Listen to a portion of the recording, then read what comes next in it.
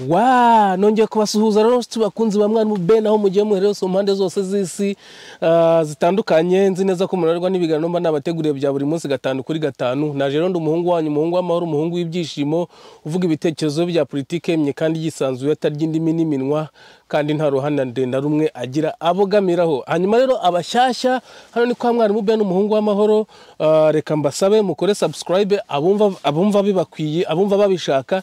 Hanyuma rero abo tumenyeranye bo twebwe tumaze kubimenyera, iyo umaze kureba ikiganiro uhita ukora like kugira ngo utazakigarukaho. Kano ka mwanya rero ndaye ntasinziriye n'ukuri, ndaye ntasinziriye. Ubu deja twatangiye undi munsi, ndabona turi hafi saa 9 z'ijoro, ariko ndaye ntasinziriye kubera ibintu birimo bimvugira mu mutwe byabereye mu Rwanda. Rwose biriya bintu nagahoma munwa n'iki sinzi uburyo nabivugamo. Mbere rero yuko ngira icyo mbibabwiraho, reka manze mbaririmbira akaririmbo.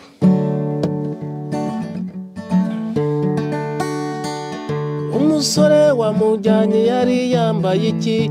Yari yambaye isaha ku kuboko, yari yambaye karuvati meni igituzi karimbura amabuye. Uramuramutse neza umwubahirize, niwe mwambaranye iyo mpeta.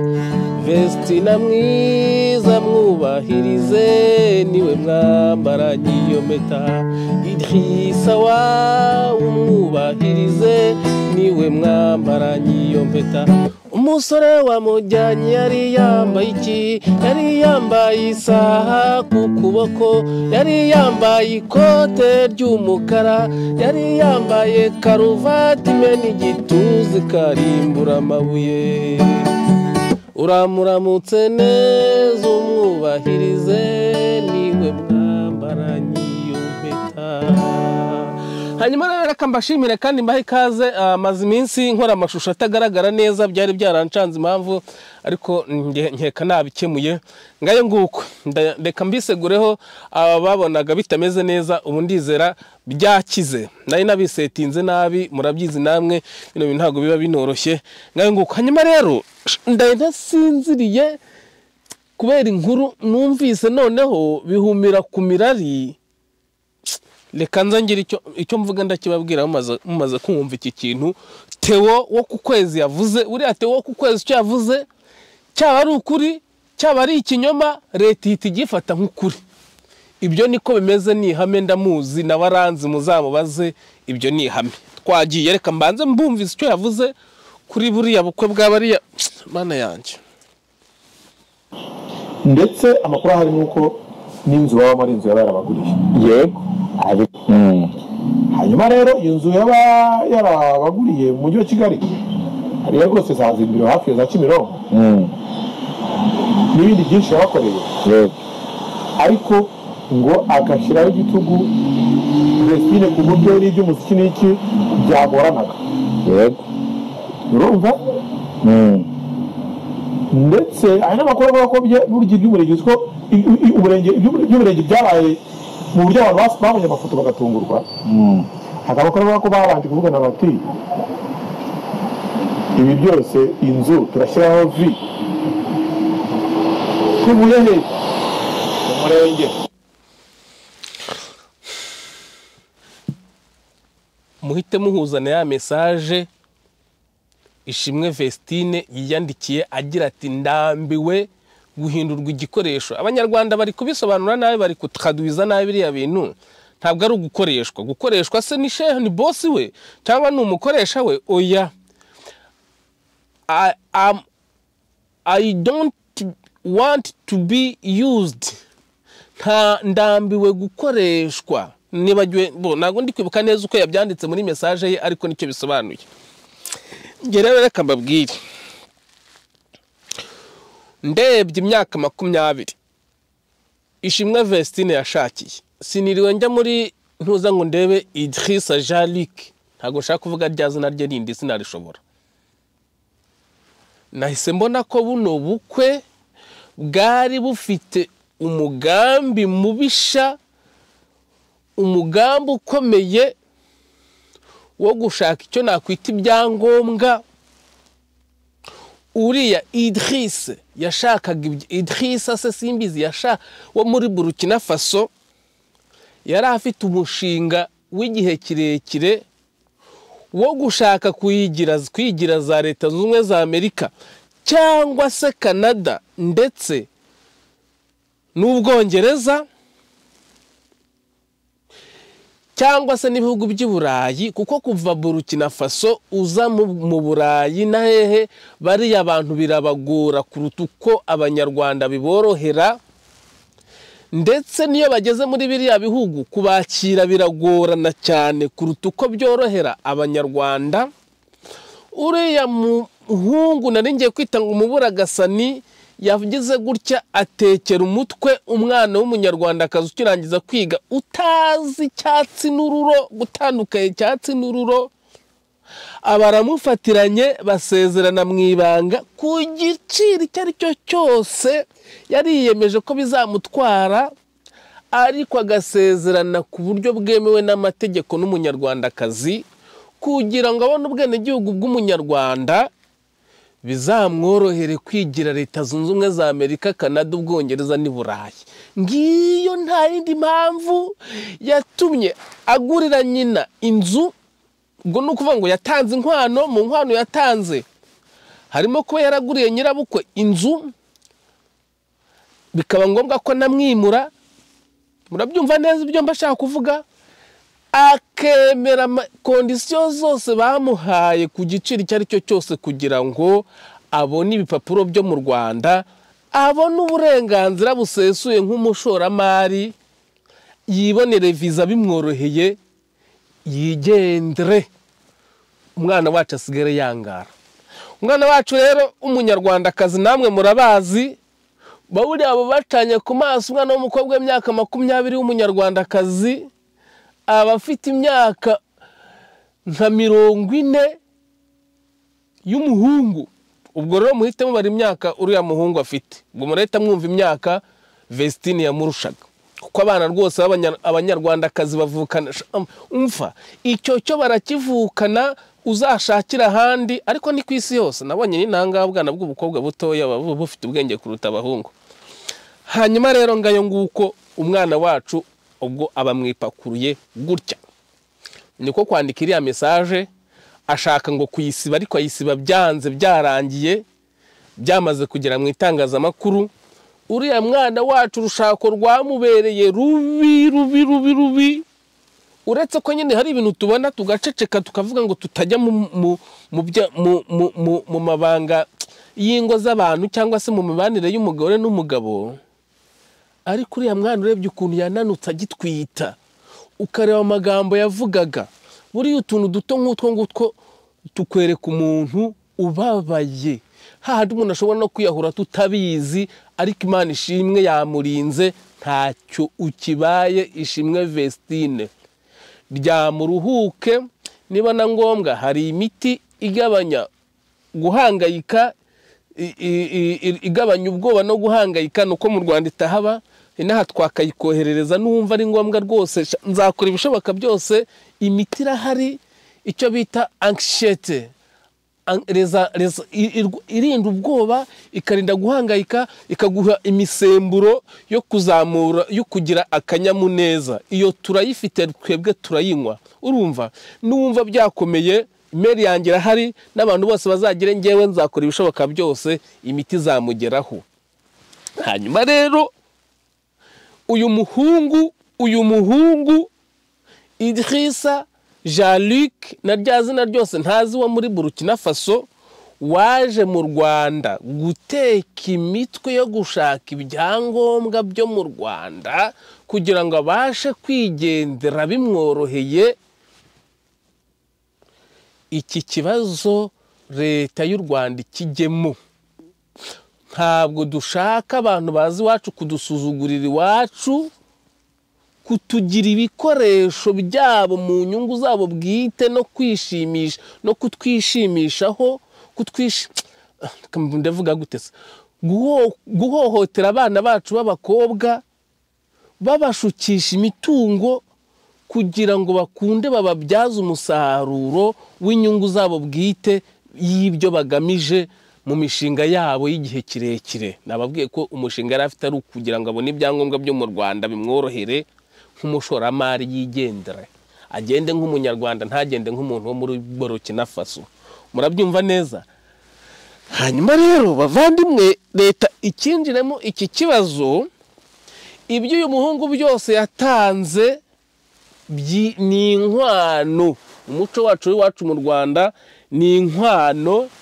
Yarakoye, arasezerana mu rukiko, basezerana ubwo niba baravanze ivangamutungo cyangwa ivanguramutungo, buri uko byagenda kose basezeranye ivangamutungo. Vestine ivangamutungo afite ni birote na diplome umenya zitarasohoka ze.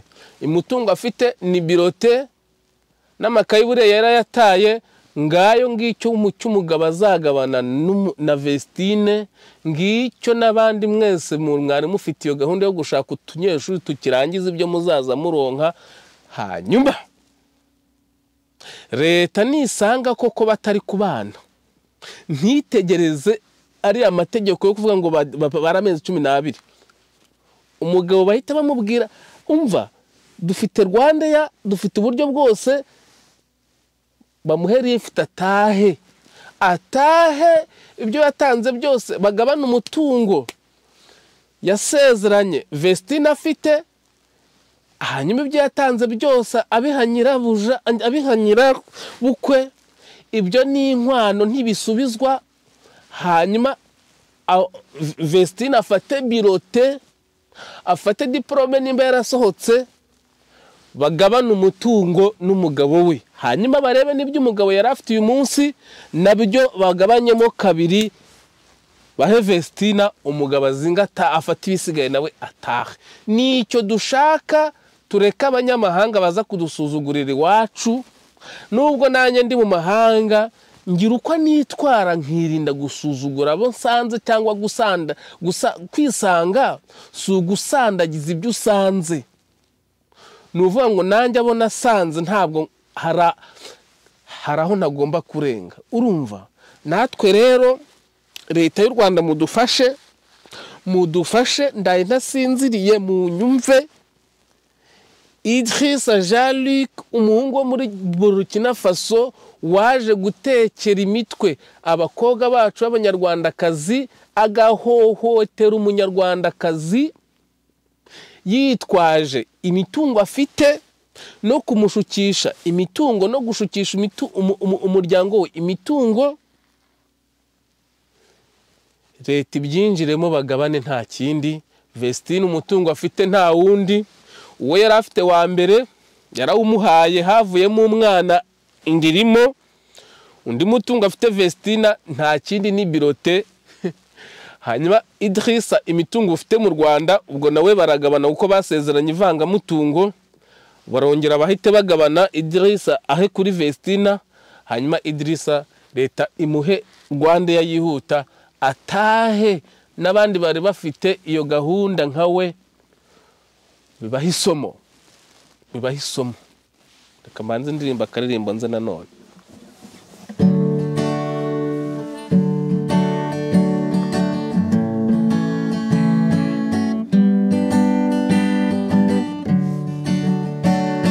Humura Rwanda nziza, humura ngaho ndaje. Humura Rwanda nziza, humura ngaho ndaje. Ndaje gihugu nkunda, dore nkuri iruhande. Uri inkingi negamiye Rwanda, uri inkingi negamiye. Humura Rwanda nziza, humura ngaho ndaje. Humura Rwanda nziza, humura ngaho ndaje. Nge nibyo mba mvuga, kandi nge mba mvuga ukuri. Amagambo yashize ivuga bibabera isomo, ikindi nta kuntu wambwira ngo umuntu w'umwana w'imyaka 20 ukirangiza segonderi agiye gushakana n'umuntu badahuje ururimi, badahuje imico, badahuje imyumvire n'imitekerereze, badahuje n'igikoni, kuko buriya ntiturya bimwe. Ntiturya bimwe pe. Nageze nahantangira bundi bushya. Nibyo ugize ngo birajya gusa n'ibyo iwacu biba bisa ku isura ariko bitaryoshye kimwe, uburyo hatari bumwe butandukanye. Isura ari nk'ibirayi, isura ni imwe ariko bimeze nk'ibirayi by'iwacu. Utangira bundi bushya n'ibyo utangira kurya wimenyereza, ushyiramo n'isukari nyinshi kugira ngo urebe ko byambirika bikazarangira ubikunze. Nguko uko bimera gushakana n'umuntu mudahuje igihugu, noneho umwe n'uwe muri Afrique de l'Ouest, mu burengerazuba bwa Afrika, buriya hari ibiryo bihaba rwose tutanahuza. Noneho ntabwo bishoboka rero, ntabwo mwari kubana. Umwana w'umukobwa ati rwose sinakongera kubana n'umuntu mpindura igikoresho. Iryo jambo rirakomeye. Idriss yafashe Vestine aramuhohotera, uretse nuko ubuyobozi bw'u Rwanda bwabwinjiramo. Iki kibazo kirenze ribu rwose, kuko ni ikibazo kinini cyane, ndetse n'amategeko mpuzamahanga byinjiremo, aho umuntu ashobora kwitwaza imitungo agamije guhohotera umwana. Noneho barebe no mu myaka murusha buriya, murebe n'ibyo yashukishije iwabo. Noneho ibyo bintu umva mu muha iminsi njye namuhamye 15 kugira ngo abe yamaze kugabana ibyo yari afite na Vestine amuhe kuri birote, undi nawe amuhe ku bifaranga yari afite n'inzu yari afite mu Rwanda, kandi ibyo yakoye bitarimo, kuko ntabwo inkwano isubizwa. Buriya bari banamaze deja kumuha indongoranyo. Murabizi uwo munsi iyo wakoze ubukwe urakwa bagahita banaguha indongoranyo, byararangiye. Ngibyo bihano dukwiye guha abantu baza gutekera imitwe abanyarwandakazi bacu. Vestine, ntiwihebe, Imana irakuzi, wafashe icyemezo cyiza aho kugira ngo wiyahure cyangwa se ufate n'ibindi byemezo bikomeye bishyira ubuzima bwawe mu kaga. Wafashe icyemezo cyiza, shikama usenge, ntacyo kibaye. Umeze nka wa muntu Yona, umeze nka Yona, cya gifi cyarutse cyamize akamaramo iminsi 3 nyuma kikamuruka. Wari kuzapfa utabizi pe, wari kuzapfa utabizi rwose. Ariko impumura Imana usenga ntago ari bayari, irakumva, yarakumvise. Ntuzisubireho, ntuzumva amabwire, uracyari umwana mutoya, uri mwiza, ufite ahazaza heza. Kuvuga ngo ufite umwana ngo uri umumama ufite umwana, we urumva ko ibintu biba binandenze. Ufite uwo bita fille mère, mother girl. Ntibizagukange, urumva, ntibizagukanga. Ahubwo w'Imana ikugiriye neza, ufite umwana, kora imishinga yawe utekanye, udasiganwa no kuzongera gushaka. Kuko gushaka urabizi, kuzabyaye urabizi, icyo utazabuze se n'iki? Uzabuze urugo, uzabuze konsa, uzabuze gusenga. Icyo usigaje nta kindi ni ukubona ijuru nimba ribaho, kuko za Canada wagiye urahaza. Icyo usigaje ni ijuru, nta kindi, kandi uzaribona, kuko Imana ikuvanye muri ayo menyo y'uriya mugabo wagutakaje amafaranga angana kuriya kugira ngo ubashe kumuhesha ibyangombwa, izakurinda n'ibindi. Ngewe rero ndaho ndigendera, Imana bampera umugisha. Ndabona sigaranye amasegonda makeya, simbizi iki kiganiro wenda murakibona mu gitondo nka 12, ariko ndaye nkanuye, nabuze ibitotsi, mpitamo gutera kamera kugira ngo mvuge bino bintu. Murakoze cyane rero, Imana bampera umugisha.